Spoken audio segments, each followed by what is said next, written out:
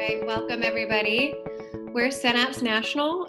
Just to give you a little bit about who we are a student-run organization with 22 chapters across the country.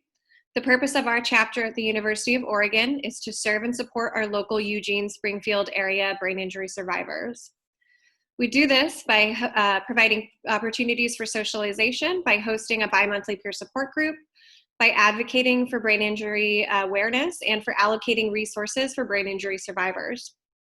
Our goal for these web lectures is to educate our community about brain injury and the tremendous efforts being made by folks with brain injury and professionals to bridge the gaps within our healthcare systems in order to be a better support for survivors.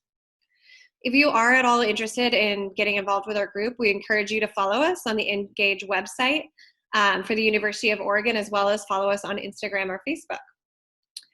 Before we begin, I think it's really important to understand kind of the gravity of the impact that brain injury has on our national and global community. So in our global community, approximately 69 million individuals are thought to have sustained a TBI each year. In North America, 1,299 people of every 100,000 has had a TBI. That's actually the largest proportion per 100,000 people in the world. To put things into perspective, these numbers were from a meta-analysis conducted in 2018. And according to the International Agency for Research on Cancer, in 2018, there were 17 million reported cases of cancer. While the mortality rates of cancer are arguably higher, it's about 158 out of every 100,000 compared to 30 of every 100,000 for TBI. TBI leaves a devastating impact on disability-adjusted life years and individual outcomes of its survivors. So today we will be discussing brain injury and concussion, specifically the physical, sensory, perceptive, and psychological symptoms associated with them. We're also going to take a quick look at the typical recovery and also the health disparities tied to brain injury. So with that said, I'm going to turn it on to Briandra. Go ahead, Briandra. Thank you, Anastasia. So my name is Briandra, and I'm going to be going over the central and peripheral nervous system very quickly, and then I will be giving an introduction to concussions and acquired brain injuries. So to begin, perfect. So the nervous system is subdivided into two main subsystems. Those include the central nervous system and the peripheral nervous system. The CNS is comprised of the brain and the spinal cord, while the PNS is comprised of motor and sensory neurons. These are nerves and ganglia that reside outside of the brain and the spinal cord. These two subsystems are highly integrated, and information is constantly being passed to and from and in between.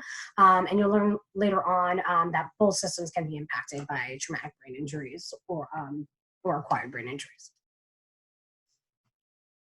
So, moving forward, just a quick rundown of the brain itself. I really like this visual model because it also highlights some other cortices that are very important, though they are not considered to be a part of, or not considered to be a lobe in itself.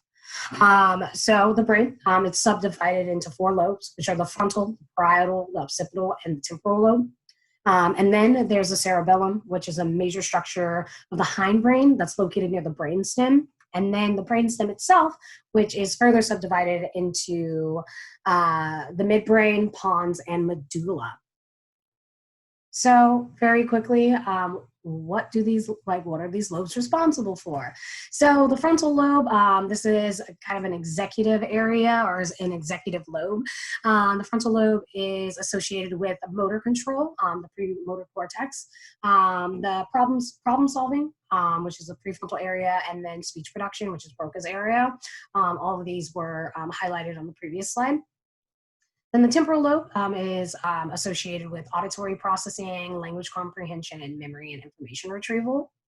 The parietal lobe is associated with touch perception, which is also located in the somatosensory cortex, which actually lies adjacent to the premotor cortex.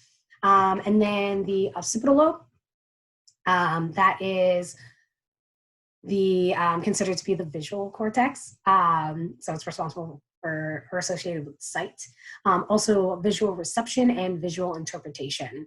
And then the cerebellum is mostly associated with balancing and coordination and fine motor movements. And when I say fine motor movements, I mean like the piecing together of a fine motor movement. So, you like reaching into something or trying to do something. So it's not very crude. It kind of edits that. And then you have the brainstem, which is responsible for involuntary responses, things like heart rate, breathing, blood pressure, involuntary responses and mechanisms that you don't have any voluntary control over. Okay, so moving along, just really quickly, when I get into protective structures of the brain. So these include the meninges, the CSF, which is cerebral spinal fluid, and the blood-brain barrier.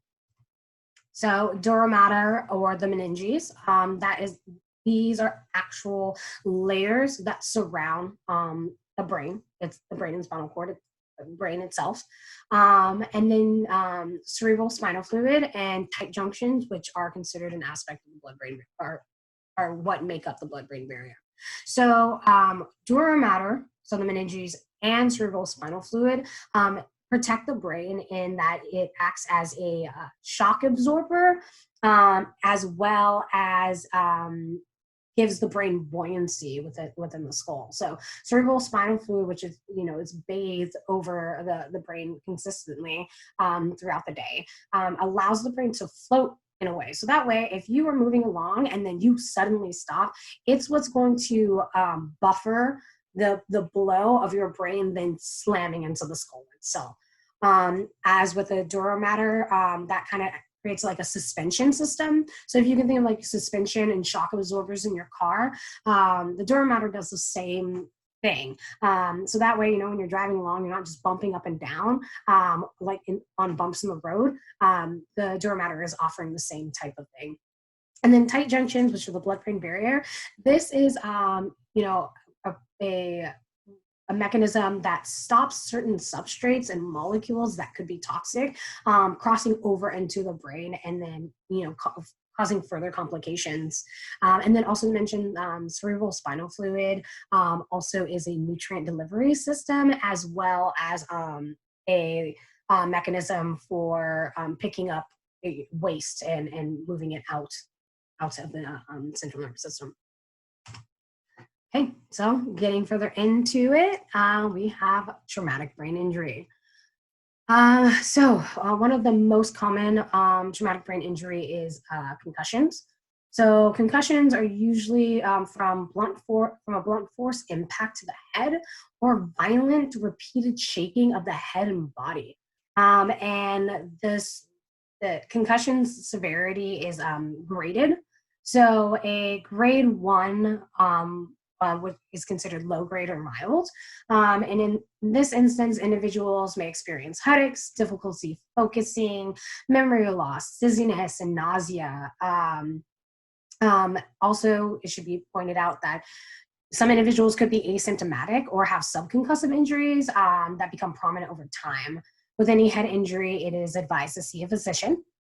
And then with grade 2, which are mid-grade or moderate, these concussions consist of similar symptoms to grade 1 concussions. However, there is usually a brief loss of consciousness that typically lasts anywhere from 1 to 5 minutes. Additional symptoms may include very brief retrograde amnesia, as well as ringing in the ears and irritability. Again, as mentioned before, with any head injury, an individual should see a physician. And then with high-grade severe concussions, these are considered the most severe. So these will encompass all of the symptomology of a grade 1 or grade 2 concussion, but there's also typically an experience of loss of consciousness that lasts more than 5 minutes. And grade 3 level concussions have the highest risk of permanent brain damage. And you have to remember that any impact with the head that is severe enough can cause a concussion. Football and tackles, or footballs and tackles, it can also be, low ceiling beams that are to blame. Often initial concussion will go unreported, and initial impacts can exacerbate damage. We implore you to advocate for yourself and others, and to encourage individuals, or make sure that if you are the one that sustained an injury, that you do go and see your general primary physician. So, concussions and TBI, some of the symptoms. So there's four categories of concussion symptoms. Those are those that are physical, cognitive, sleep disturbance, and emotional. Remember, no two brain injuries are the same. You can have an individual that has one or two. You can have of these symptoms an individual that has 5 to 6. It varies. Some physical symptoms of concussion, as already mentioned: dizziness, problems with balance, low energy level, unequal pupils. Mental symptoms of concussion can be difficulty remembering, confusion, and inability to concentrate, a loss of focus. Sleep disturbance could be sleeping more than usual, being unable to fall asleep, or sleeping less than usual. And then emotional symptoms of concussion, you can be easily angered or upset, feeling nervous or anxious, feelings of sadness, crying more than usual, depression. Yes. So those are some of the symptoms, not all of them, but you are more than welcome to pause the video and briefly go over these for yourself. Okay. And I did want to take a moment to highlight chronic traumatic encephalopathy. The reason being is because this is a type of a degenerative brain disease that's caused by repeated head trauma. So CTE is a degenerative brain disease that has been found in individuals with histories of repeated brain trauma. Potential signs of CTE can include difficulties with cognition and memory, personality and affect changes, coordination and motor impairments, and severe behavioral changes, including increased aggression and suicidality. The biggest takeaway from this is that definitive diagnosis can only be made post-mortem, because you have to look for particular protein deposits in the brain. This is frustrating and unfortunate because being able to actually accurately diagnose someone doesn't come until after they've already expired or died. So here, I just have a few pictures of a few different football players, NFL players who have died by suicide, because and then were found to have had CTE post-mortem. As you can see, there's quite a few people here, and then I wanted to, read a quote from Dave Durson, which was, "Please see that my brain is given to the NFL's brain bank." That was the last message he sent to his family. And why do I bring this up? I think it's especially in Western culture, football and impact sports are highly revered. And oftentimes with these types of sports, there are repeated head injuries that oftentimes are either, well, I don't want to say go unreported, but are definitely downplayed. And that's extremely dangerous because these successive impacts can change who an individual is, how they operate. And it's a very scary feeling to start to realize that your mind and your brain isn't working the way that it used to. And there can be a lot of confusion and a lot of fear and depression. And these individuals are not the only ones who have taken their own lives from symptoms of CTE. And it's something that really isn't talked about enough. So I wanted to quickly say that this is something that needs to be addressed more often. It's never just getting your bell rung. And the walk it off or you're just seeing stars narrative is highly dangerous. All concussions and head injuries are serious. The mind is a much too precious a thing to lose, and it needs to be taken seriously because there's no amount of money or status that can come from playing a sport if it costs individuals their brains, their livelihood, and their lives. Continuing on, I'm talking a lot about traumatic brain injuries, but I do want to highlight that traumatic brain injuries are considered a type of acquired brain injury. They fall underneath that umbrella. So it needs to be, I want to make sure that I explain that, TBIs are a form of an ABI. So the symptoms of an ABI are follow similar prognosis and varied severity. ABIs are considered to be any brain damage caused by events after birth that aren't necessarily traumatic in themselves. These could be strokes, brain tumors, viral or bacterial infections, poisoning or lack of oxygen, encephalopathy, and substance abuse. And unfortunately, or to make the distinction, neurodegenerative disorders are not considered an acquired brain injury. So Alzheimer's, dementia, those aren't technically considered an ABI. The symptoms of ABI closely resemble those of a TBI, so the same 4 categories that were mentioned before. And the onset of symptoms and complications can be rapid, such as following a stroke or hypoxia, so lack of oxygen, or symptoms and detriments may not become apparent for days, weeks, months, or even years. Things like, and these can be examples, brain tumors or substance abuse. A lot of time individuals can be asymptomatic until the damage is so severe that it then, becomes recognizable. So that was a brief overview of acquired brain injuries and TBIs, as well as the nervous system. So I'm going to go ahead and pass control back over to Anastasia. Thank you so much for listening. Awesome. Thank you, Briandra. I'm going to move on. So we're going to be taking a look now at behavior and affect changes associated with acquired brain injury and the expression and management of these changes. So our neurological processes affect our movement, our self-awareness, our perceptions, our ability to communicate, either directly or indirectly related. Damage to the brain can impact changes in mood and also behavior. These changes can often impede recovery and can often lead to the development of comorbid psychological disorders such as PTSD, anxiety, depression, substance use disorder. One study found that out of approximately 928,000 participants, those with TBI were considered to be 2 times more at risk of having a psychiatric disorder than the control group without TBI.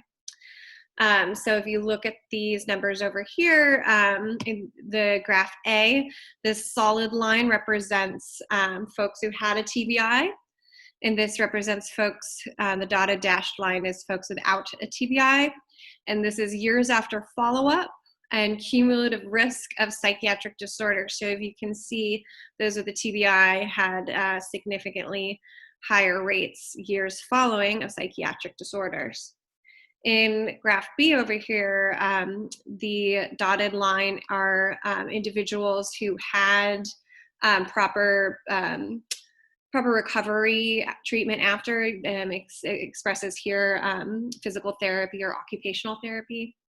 And then the solid line was folks who did not have any of that recovery. And you can see here those who had proper recovery treatment years after follow-up those who were without had higher rates of psychiatric disorders. So it's important to mention that these emotions and behaviors are unconsciously or unintentionally produced, and that they are a direct consequence of a brain injury. Often these changes are misinterpreted by family members and loved ones, but added frustrations from survivor support systems can often hinder their progress in healing. Most common behavioral changes occur because of damage to the frontal or temporal lobes. So that's these purple regions here. And they can present as an increase in risky behavior, disinhibition, which is a loss in the ability to stem inappropriate social behaviors. Individuals may find themselves highly reactive, overstimulated, confused, frustrated, sometimes often agitation is expressed. Friends and family may often take this agitation personally, but however, more often than not, precipitating factors such as noise, brightness, intruding thoughts, or overstimulating conversations or environments can often bring about this agitation. So sometimes it can be a very simple problem with just environment. Perseveration is another one, getting stuck on repeating a specific response. It can also be repeating a thought or a movement or a behavior. This can look like a repetitive twitch, or the repetition of a word, or getting stuck on a specific topic in conversation. There's confabulation, which is often filling lost memories with false replacements. This happens without the survivor's awareness, so they often adamantly believe in these new narratives.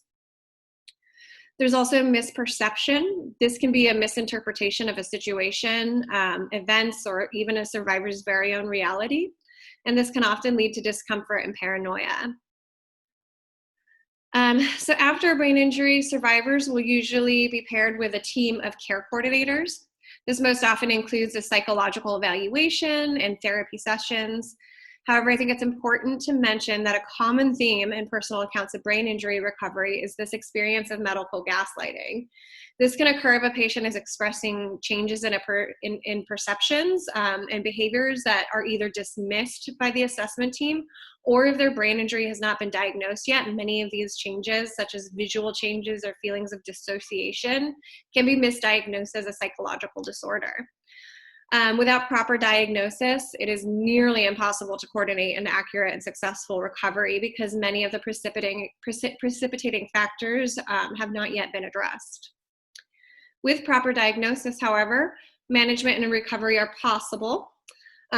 For acquired brain injuries, behavioral and emotional management and treatment is a team effort. It is crucial that family, friends, and caregivers work with survivors to consistently support these behavioral differences.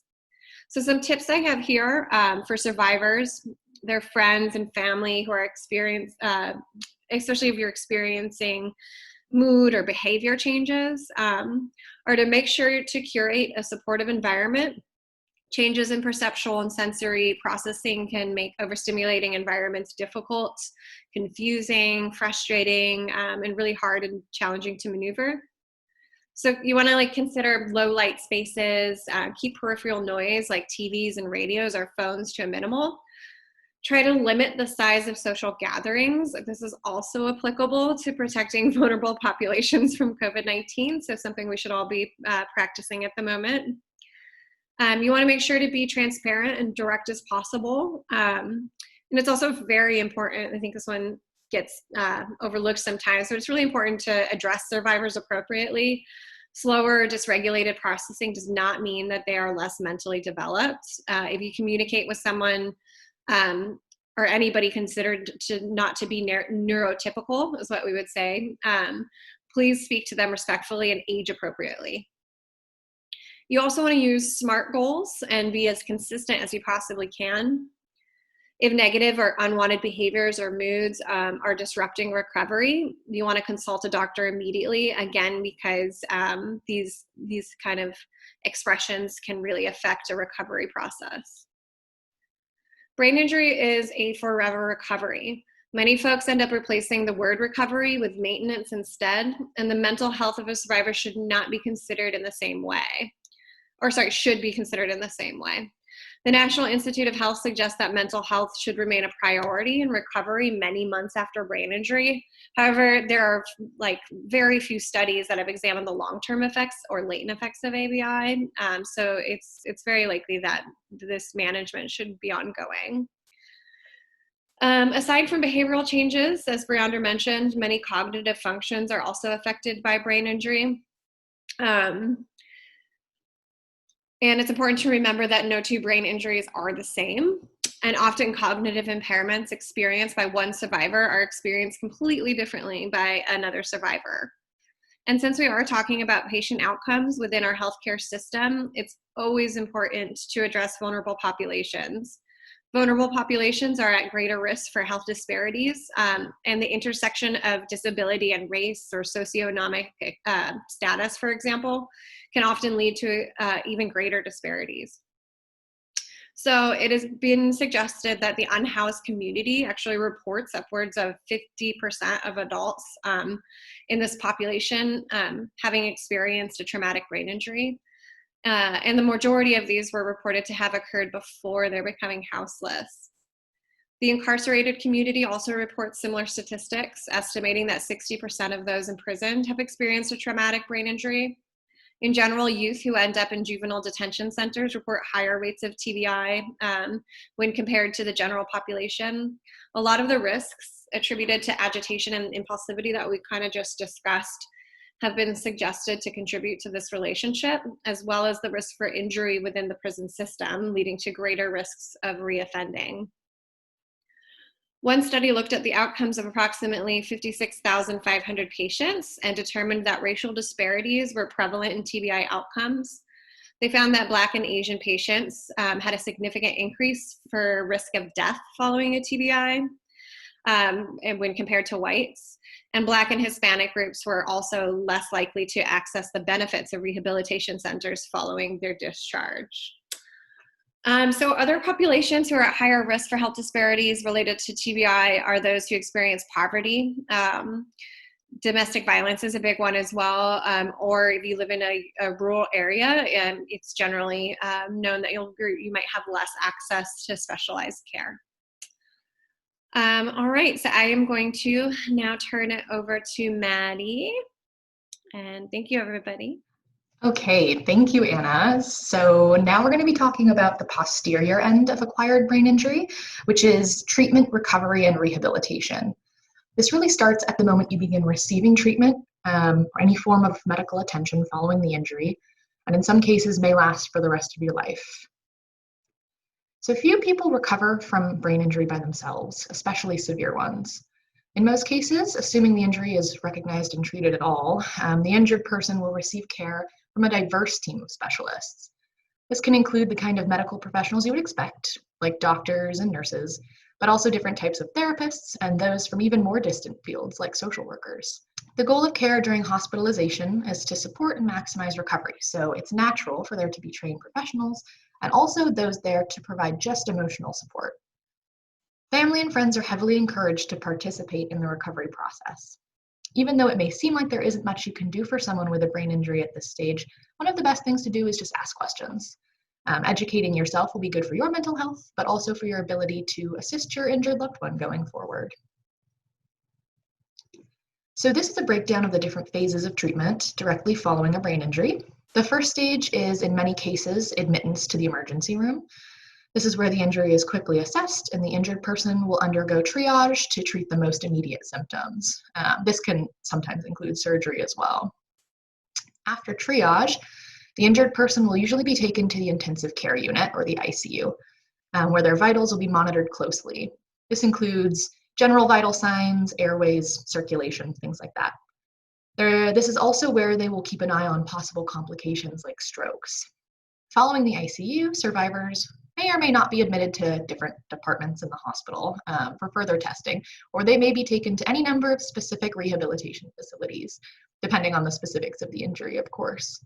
This ranges from subacute to long-term acute rehabilitation, which we'll go into a bit more shortly. So now we'll touch on the stages of the typical recovery process for brain injury. Stage 1, we call unresponsiveness or coma. The patient at this point only has reflexive responses that are not purposeful, and they do not require thought. They may move their arms and legs randomly, or they may respond to pain by extending or flexing arms and legs. Stage 2 is when early responses begin to return. So the patient may gradually start to follow commands, such as sticking out their tongue or reacting to their other senses, such as gentle touch, sound, or light. Stage 3 is agitation and confusion. As activity increases in the brain, patients may experience difficulty with memory and emotion. They can, at this point, become agitated and lash out at those around them. The stage can be very frightening for both the survivor and the family, but it is temporary and a normal reaction to the stress put on the brain. At this stage, the patient may be transferred to a rehabilitation facility, but it is likely that the patient will be transferred in the next stage instead, which we call higher level responses. That's stage 4. At this point, they're now able to do routine tasks and start making decisions. They may continue to have problems with insight, judgment, or memory, though this can persist for the rest of their life, depending on the specifics of the injury as well. At this stage, stressful situations can also be more difficult, and there may be personality changes as well. So there are a few things to know about the rehabilitation process, but most crucially, that rehabilitation is incredibly personal and specific to every survivor. It may not take the same trajectory between any two people with the brain injury, but there are some common themes, so we'll talk about that for a moment. The appropriate level of care will always be more important than whatever the most intensive care available is. The patient may not be ready for an intensive program, and the overexertion could result in fatigue and feelings of hopelessness if they push themselves too far. The goal for rehabilitation is different from ICU care. At this stage, the care team begins to shift its focus to maximizing each patient's independence. And again, the participation of loved ones is encouraged. So now I'd like to pause and take a second to really describe what a caregiver is to people with brain injuries. Of course, there are casual forms of caregivers, meaning anyone who provides any level of care to the injured person. But an actual caregiver is an assigned and consistent role that comes with a wide variety of responsibilities. This can range from helping schedule appointments and manage prescriptions, arranging transportation to and from sessions. Often it involves keeping track of medical and social history, setting goals for the survivor, and emphasizing activities that are important to the patient. And also just being emotionally supportive and seeking out additional means of emotional support for the survivor as well. These people can be professionals from any agency, or they can just be anyone that voluntarily takes on the mantle of caregiver, so long as this person commits to devoting a considerable amount of time to helping the person recovering from the brain injury. Some people do this as a full-time job or leave their regular jobs to transition into caretaking. So that's how important this role is. I wanted to bring up caregivers because they're vital in providing survivors with consistency and stability as they progress through the different possible types of rehabilitation. I wanted to bring up caregivers because they are vital in providing survivors with consistency and stability as they progress through the different possible types of rehabilitation. These are a few types, and even though I've numbered them, the progression is not always linear, as it's been illustrated here. So we have acute hospital care, subacute rehabilitation, acute rehabilitation, outpatient rehabilitation, and day treatment. These sort of decrease in intensity as I go down this list here. And I'm now going to talk for a bit about some of the more specifics of each of these programs. Acute rehabilitation follows subacute, meaning it's more intense and more suited to survivors who are better prepared for more rigorous therapy. This usually takes place in a facility. It's definitely intensive as well. It's about 3 hours a day, 5 days a week on average. As an injured person, you will generally have goals set that will qualify you for discharge, just to make sure that you're ready to progress on to the next stage. And you must demonstrate measurable progress towards meeting those goals while in the facility. Basically, the rule of thumb here is that when your needs can be met in a less intensive environment, that's when you're ready to move on. So acute rehab lasts about 2 to 3 weeks on average. Some people can transition out into an unstructured environment quicker than others, but generally most go from acute rehab to another outpatient facility first. So speaking of outpatient rehab, a few things. Ideally, this should be a facility that specializes in neurological rehabilitation, not just a general physical therapy clinic. This should be a place that the injured person can go for multiple types of therapy as well, physical, occupational, and even speech therapy. Generally, at this point, the goal is to increase independence and begin improving in daily tasks. It's also encouraged that at this point you begin resuming recreational activities if you can, even if they're modified versions. And finally, there are day treatment programs. These are actually higher intensity than most traditional outpatient programs because they have a more specific focus. So this could be reteaching home independence, assisting with work or school reentry, and helping injured people regain the ability to drive. All of these are just pieces that come together to assemble a more independent life. Recovery can be slow, and it's very normal for there to be a great deal of frustration at the loss of what are perceived to be normal autonomous skills. But that's exactly why programs like this are so important to the brain injury community. So the last thing I'm going to talk about today are some local resources that we are fortunate enough to have in the Eugene, Springfield, and University of Oregon community. So first, right here at the UO is CBERT, the Center on Brain Injury Research and Training. It's located in the Rainier Building across Franklin.